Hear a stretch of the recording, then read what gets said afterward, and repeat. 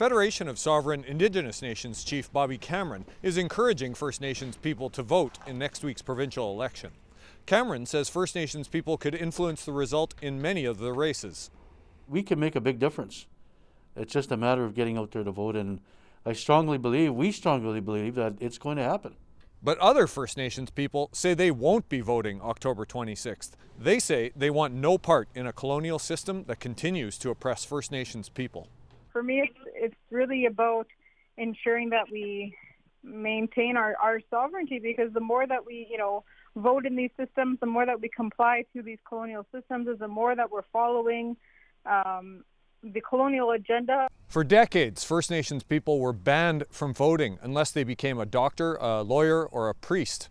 First Nations soldiers could vote, but only while they were serving overseas. For most other First Nations people, there was only one way to vote: renounce their First Nations status. It wasn't until 1960 that Prime Minister John Diefenbaker changed that. Diefenbaker extended voting rights to all First Nations people and assured them it would not affect their status.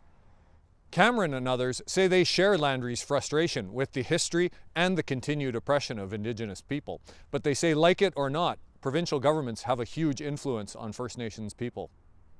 That includes issues ranging from child welfare to education, resource development, and even the recently announced $4 billion irrigation project. Those lines are blurring, and that there are areas in which First Nations have to interact with the provincial government, and of course more and more are living off reserves. So that means that